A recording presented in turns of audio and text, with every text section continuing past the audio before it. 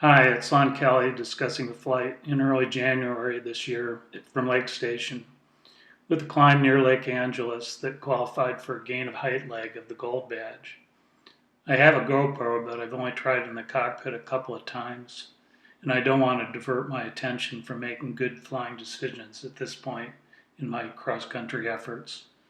So this briefing is just based on the flight track. I should mention that before launching, I opened the GAA with ATS and declared my intentions to an official observer. After getting off the winch, I spent a lot of time trying to gain height over the Maggie.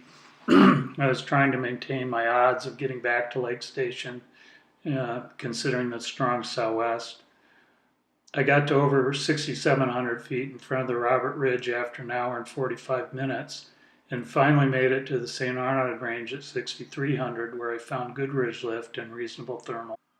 So here we're looking at that run up and down the St. Arnauds. I left the St. Arnauds a little below 7,000 feet, heading towards the Raglan's at 80 knots. I knew there was wave over the valley because Frank was climbing in it, and sure enough, I connected and started climbing from about 6,000 feet. The EDS was puffing oxygen up my nose, so I felt pretty good.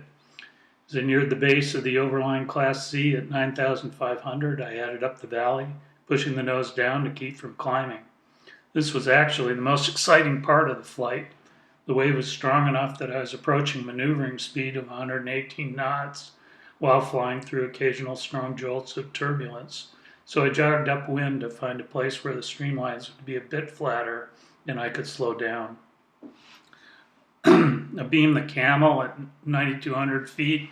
It looked good for clearing the St. Arnaud range, so I turned into the wind and crossed the range at 8,500 and 100 knots.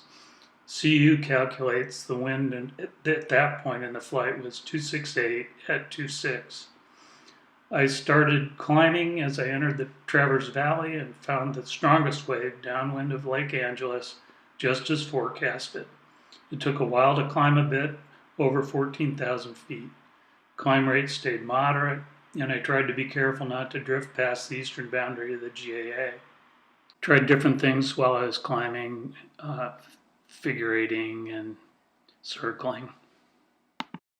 Once the gold gain of height had been achieved, I made a mistake and pulled the brakes to make a steep descent. I've since become aware that this can be risky because of rapid warming of the chilled glider. Fortunately, the paint and canopy stayed intact. I had no ballast and I was comfortable in the cockpit, so I wasn't thinking of the cold. And my logger didn't record the OAT, so I can't really say what it was at the start of the descent. So thanks for watching.